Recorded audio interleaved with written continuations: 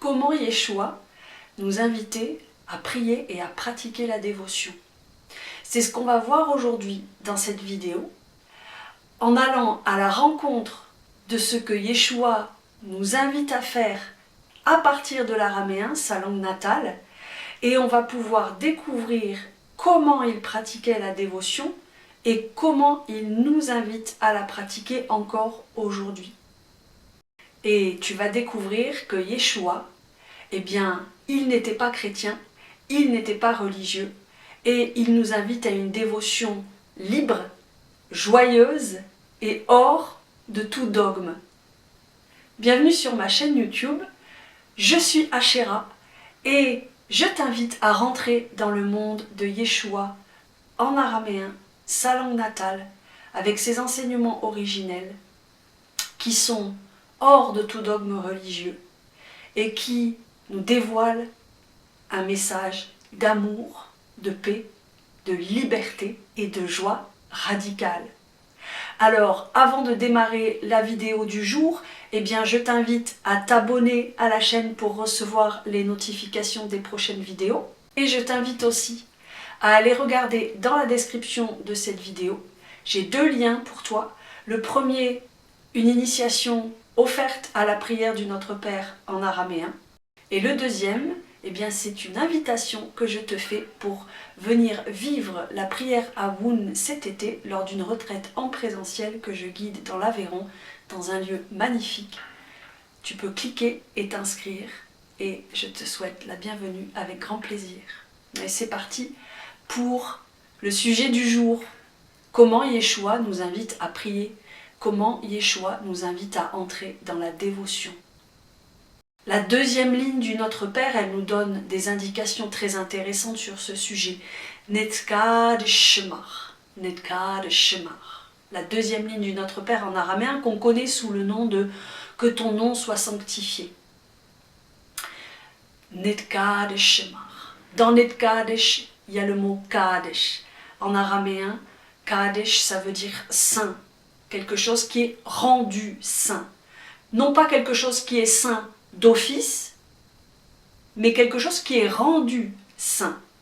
Donc ça, c'est déjà intéressant parce que on s'aperçoit que quelque chose devient saint parce qu'il y a une action. Ça n'est pas quelque chose de passif, ça n'est pas quelque chose d'acquis. En araméen, quelque chose est saint parce que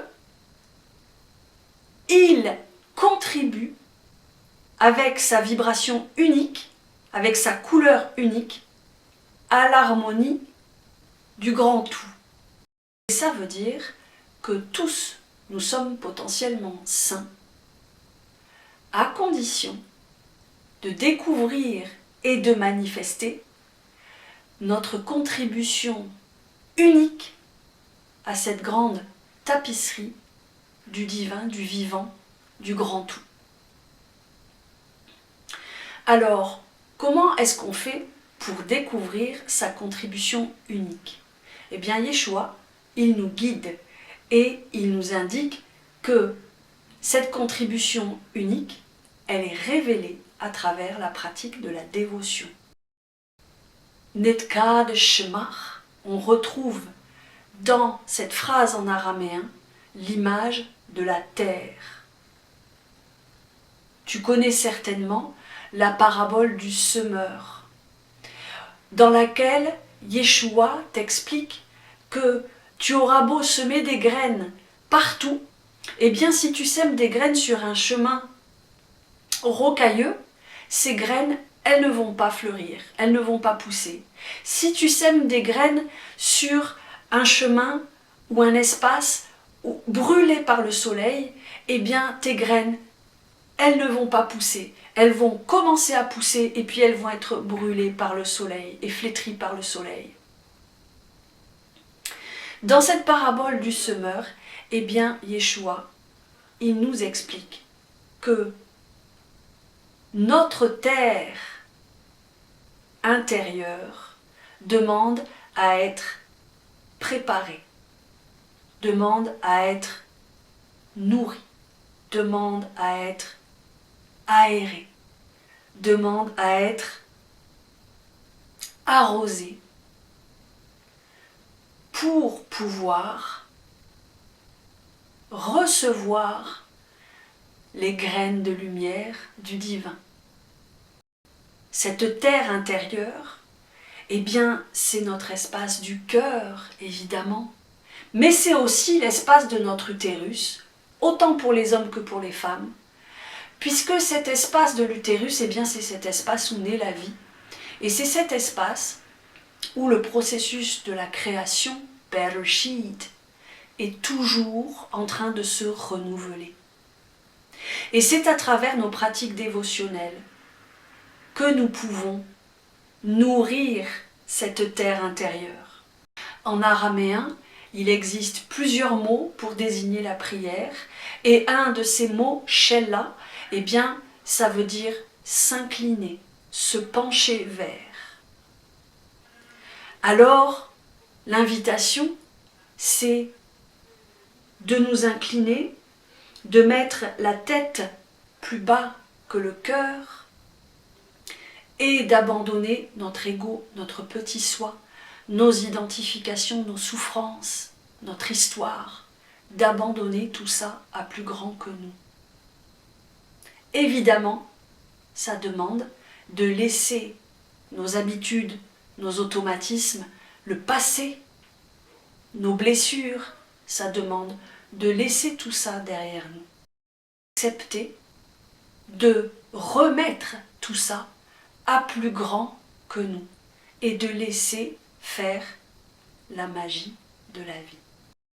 Parce que pour se laisser traverser par le processus de création toujours en train de se renouveler à travers nous, eh bien il faut accepter de s'incliner, de lâcher nos habitudes, de lâcher nos automatismes, de lâcher ce qui est cristallisé en nous et qui nous maintient en esclavage, qui nous maintient dans une condition de petitesse.